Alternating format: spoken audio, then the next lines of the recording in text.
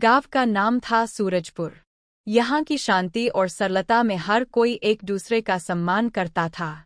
लेकिन गांव में शिक्षा का स्तर बहुत कम था। इसी गांव में एक युवक रहता था जिसका नाम था विकास।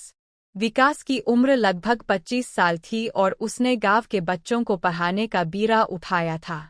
कहानी की शुरुआत। एक दिन विकास ने सुना कि सरकार ने शिक्षा के अधिकार का नया कानून लागू किया है।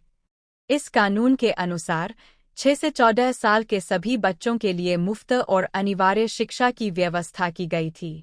विकास ने तुरंत ही इस कानून का लाभ उठाने की ठान ली। पहला मोड़। विकास ने गांव में एक बैठक बुलाई और सभी अभिभावकों को नए कानून के बारे में जानकारी दी। कुछ लोगों ने इस कानून का स्वागत किया, लेकिन कुछ ने इसे अनावश्यक समझा। तभी गांव के एक प्रभावशाली व्यक्ति, रामनारायण, ने कहा, यह सब फिजूल है। हमारे बच्चे खेतों में काम करेंगे, पढ़ाई से क्या फायदा। दूसरा मोड़।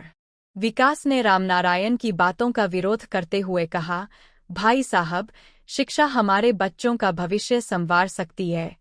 सरकार ने यह कानून हमारे बच्चों के लिए ही तो बनाया है। अगर हम इस अवसर का लाभ नहीं उठाते तो हम ही पीछे रह जाएंगे। तीसरा मोड़।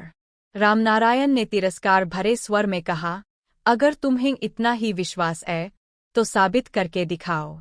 1 महीने में अगर तुम हमारे बच्चों को कुछ नया सिखा पाए तो हम मान जाएंगे। विकास ने चुनौती स्वीकार की। चुनौती की शुरुआत।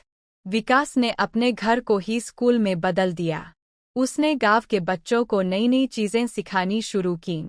विज्ञान के प्रयोग, गणित की पहेलियां और कहानियों के माध्यम से नैतिक शिक्षा। बच्चों ने तेजी से सीखना शुरू कर दिया। उत्सुकता बढ़ती है। एक दिन विकास ने बच्चों को एक रोचक प्रयोग दिखाया। उसने एक बैलून लिया और उसे गर्म हवा से भरकर उड़ाया। बच्चे यह देखकर हैरान रह गए। रामनारायण के बेटे, मुकेश, ने कहा, गुरुजी, यह कैसे हुआ। विकास ने मुस्कुराते हुए कहा, यह विज्ञान का जादू है। अगर तुम लोग पढ़ाई में मन लगाओगे तो ऐसे और भी कई जादू देखोगे। संघर्ष और समझ। धीरे धीरे बच्चों के साथ साथ अभिभावकों का भी नजरिया बदलने लगा। रामनारायण अब भी अपने पुराने विचारों पर अडिग था, लेकिन जब उसने देखा कि मुकेश अब घर आकर खेती के बारे में नए नए विचार साझा कर रहा है, तो उसका मन बदलने लगा। परिणाम। महीने के अंत में विकास ने एक छोटी सी प्रदर्शनी आयोजित की, जिसमें बच्चों ने अपने अपने काम का प्रदर्शन किया। मुकेश ने खेती में आधुनिक तरीकों का उपयोग दिखाया, जिसे देखकर रामनारायण गर्व से भर गया। उसने विकास के पास जाकर कहा, मुझे माफ कर दो, मैंने तुम्हें गलत समझा।